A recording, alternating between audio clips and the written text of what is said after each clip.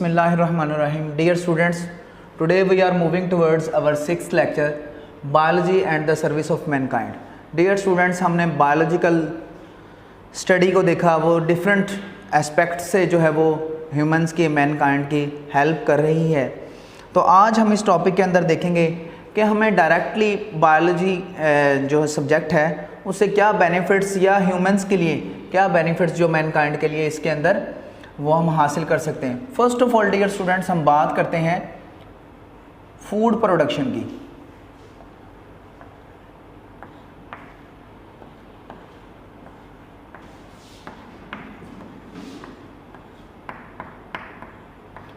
सबसे जो मेजर हमारी पूरी अर्थ के ऊपर इस टाइम प्रॉब्लम है वो फूड का है। जो एक बायोलॉजिकल इशू है वो फूड प्रोडक्शन है। तो हम कौन से ऐसे मेथड्स हैं जिनको अप्लाई करते हुए फूड प्रोडक्शन को इन्हांस कर सकते हैं, किस तरह से हम अपनी यील्ड जो पैदावार है उसको इंक्रीज़ कर सकते हैं। नेक्स्ट डियर स्टूडेंट्स, हमारे पास जो एक और प्रॉब्लम है वो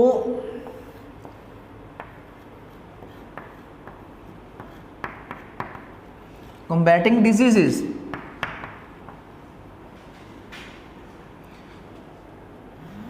मतलब बीमारियों का मुकाबला करना। हमारे पास दूसरा जो मेजर इशू है डियर स्टूडेंट्स वो है हमारे पास डिफरेंट डिजीजेस का जो है वो मुकाबला करना।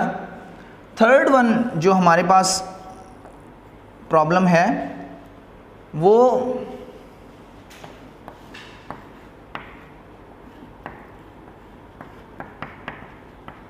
Protection and conservation.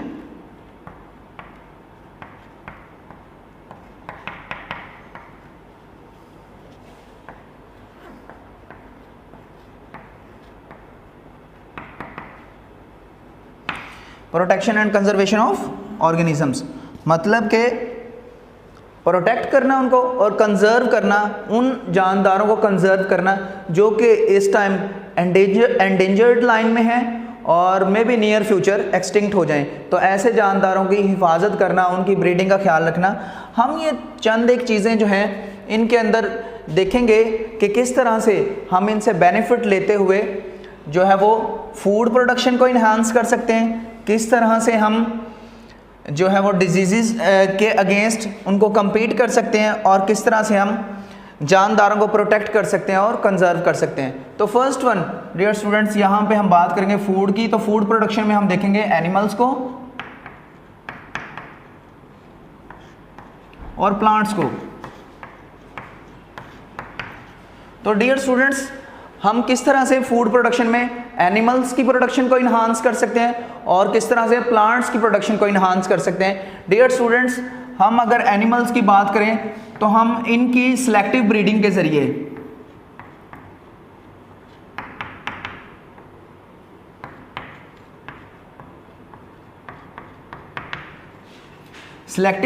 जरिए मतलब ऐसे जानदारों को सिलेक्ट किया जाए जिनके अंदर जेनेटिकल करैक्टर बहुत अच्छे हों, मसलन वो गुड मिल्क प्रोड्यूसर हों, गुड मीट प्रोड्यूसर हों।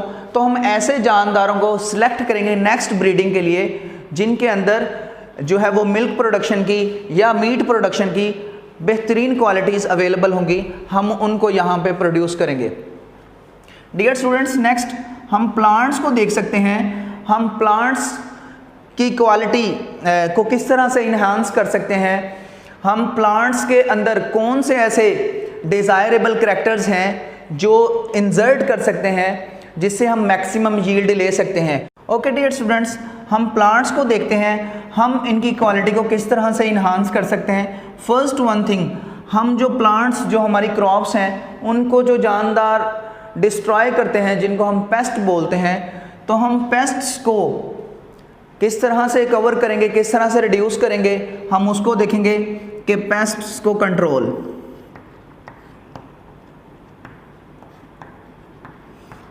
कंट्रोल करेंगे। इनके लिए हम क्या मेथडोलॉजी यूज़ करेंगे? पेस्ट को कंट्रोल करने के लिए हम जो मेथडोलॉजी यूज़ करेंगे, पेस्टिसाइड्स हैं, बायोलॉजिकल कंट्रोल है। पेस्ट्स को कंट्रोल करने के लिए डियर स्टूडेंट्स बायोलॉजिकल कंट्रोल है।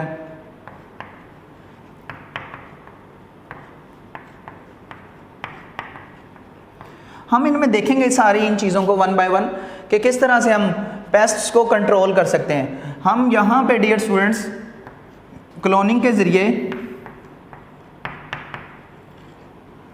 बहुत सारे प्लांट्स प्रोड्यूस कर सकते हैं जो कि सेम जेनेटिकल करैक्टर रखते होंगे,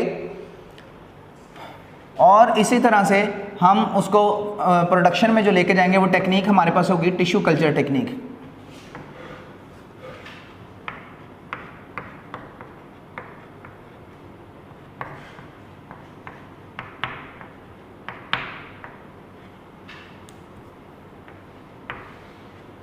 ओके, तो what is cloning? Clone simply हम इसको समझ सकते हैं कि जेनेटिकली आइडेंटिकल ऑफस्प्रिंग्स प्रोड्यूस करना, और ये मेथड एसेक्सुअल रिप्रोडक्शन के अंदर आता है। तो हम जानदारों की जो कॉपीज़ हैं, इवन वो प्लांट्स हैं या एनिमल्स हैं, हम उनके क्लोन प्रिपेयर कर सकते हैं, हम उनकी डिटो कॉपी बना सकते हैं। तो डियर स्टूडेंट्स, हम प्लांट्स की क्वालिटी को किस तरह से इन्हांस कर सकते हैं? प्लांट्स की अच्छी जो जेनेटिकल करैक्टर रखने वाले प्लांट्स हैं उनको क्लोनिंग के ज़रिए, टिश्यू कल्चर टेक्निक के ज़रिए, सेम काइंड के जो प्लांट्स प्रोड्यूस करके, इसी तरह हम उनके ऊपर जो अटैक होता है पेस्ट्स का, हम उसको पेस्ट कंट्रोल के ज़रिए, जिसमें हम देखेंगे बायोलॉजिकल कंट्रोल किस तरह से होगा। लाइक दैट हम यहाँ पे बात करते हैं वॉलनट के ऊपर एक एफिड अटैक करता है, हम उसको कंट्रोल किससे करते हैं? एक वेस्प है जिसके ज़रिए हम उसको कंट्रोल कर सकते हैं। वो बेसिकली ये जो वेस्प है ये इस एफिड के ऊपर basically as a parasite act करता है। तो जब ये डायरेक्टली वॉलनट ट्री को अटैक करता है तो हम इसको इस वेस्प के ज़रिए जब कवर कर लेंगे तो ये वॉलनट ट्री को फर्दर डैमेज नहीं कर सकेगा। तो इस तरह से बायोलॉजिकल कंट्रोल में डियर स्टूडेंट्स हम बात करेंगे कि किस तरह से हम एक लिविंग ऑर्गेनिज्म को इस्तेमाल करते हुए दूसरा लिविंग ऑर्गेनिज्म जो कि हमारी प्लांट ग्रोथ के लिए या हमारी क्रॉप्स के लिए जो डैमेजिंग है या हार्मफुल है, तो हम उसको किस तरह एक लिविंग ऑर्गेनिज्म से कंट्रोल करेंगे। तो बायोलॉजिकल कंट्रोल में डियर स्टूडेंट्स जैसे हमने ये बात की यहाँ पे, तो हम इसको यहाँ पे एज ए बायोपेस्टिसाइड्स भी बोल सकते हैं। बायोपेस्टिसाइड, बायोपेस्ट मतलब कि एक जानदार को किल करने के लिए, ख़त्म करने के लिए दूसरा लिविंग ऑर्गेनिज्म ही इस्तेमाल करना, this is what biological control. यहाँ पे हम बात करते चलें फूड प्रोडक्शन की, हम बात करें कम्बैटिंग डिजीज़ को हम बाद में डिस्कस करते हैं। तो इसी तरह से डियर स्टूडेंट्स हमने क्लोनिंग की बात की, इसी तरह से हमने यहाँ पे टिश्यू कल्चर की बात कर ली। अब यहाँ पे हम फर्दर मोर देखते हैं preservation of foods.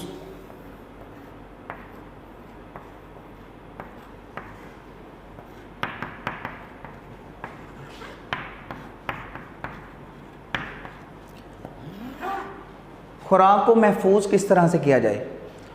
50%, more than 50% fruits हमारा every year through out the world जो है वो फंगस की वजह से या डिफरेंट डिजीज़ की वजह से स्टोरेज के अंदर ही ख़राब हो जाता है, स्पॉइल हो जाता है।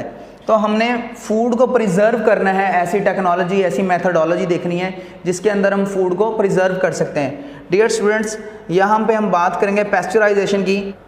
डियर स्टूडेंट्स, हम यहाँ पे फूड प्रिजर्वेशन की बात करें तो पेस्चराइजेशन के अंदर हम देखेंगे ये मेथड है डियर स्टूडेंट्स जो कि इंट्रोड्यूस करवाया लुइस पास्चर ने, और इसके अंदर हम क्या करते हैं? Milk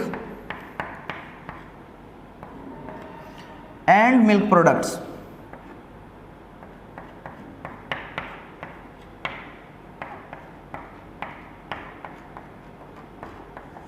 milk and milk products को प्रिजर्व करते हैं। तो इस तरह से हम फूड प्रोडक्शन के हवाले से डियर स्टूडेंट्स इस टॉपिक के अंदर देख रहे हैं कि किस तरह से हमने डिफरेंट बायोलॉजिकल मेथड्स को जो इस्तेमाल करते हुए अपनी फूड प्रोडक्शन को इन्हांस किया और उसको प्रिजर्व करने के चंद मेथड्स को ऑब्जर्व किया।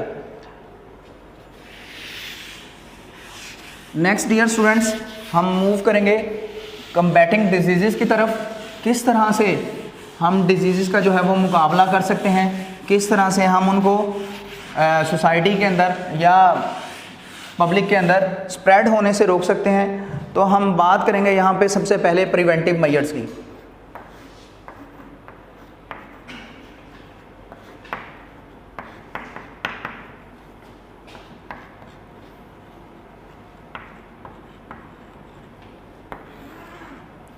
प्रिवेंटिव मेजर्स डियर स्टूडेंट्स, हम कह सकते हैं कि एहतियाती तदाबीर, हम किस तरह से बीमारियों के ख़िलाफ़ जो है वो एक जामे हिकमत अमली इख्तियार करते हुए उनसे अपने आप को बचा सकते हैं, सेव कर सकते हैं। एक तो डिज़ीज़ स्प्रेड हो गई, अब उसका तो इलाज होगा, लेकिन वो डिज़ीज़ होने से पहले ही अगर हम कुछ चंद एहतियाती तदाबीर अपना लें तो हम उस बीमारी को फैलने से रोक सकते हैं। Like that nowadays dear students, we know that very well our country, not our only country, overall the world facing the problem of COVID-19। और डियर स्टूडेंट्स, हम देख रहे हैं उसके अंदर हम प्रिवेंटिव मेजर्स में देखते हैं कि सोशल डिस्टेंसिंग का बार बार कहा जा रहा है, मास्क पहनने का कहा जा रहा है। तो यहाँ पे मैं ऐड करता चलूँ जिसमें हम जो है वो ग्लव्स भी यूज़ कर सकते हैं और जिसमें हम जो है वो डिफरेंट प्रिवेंटिव मेजर्स को इस्तेमाल करते हुए अपने आप को इस वायरस से बचा सकते हैं। तो प्रिवेंटिव मेजर्स बताने का मकसद डियर स्टूडेंट्स के एहतियाती तदाबीर अपनाना। फॉर एग्जांपल हम यहाँ पे बात कर लेते हैं HIV वायरस की, ह्यूमन इम्यूनो डेफिशिएंसी वायरस।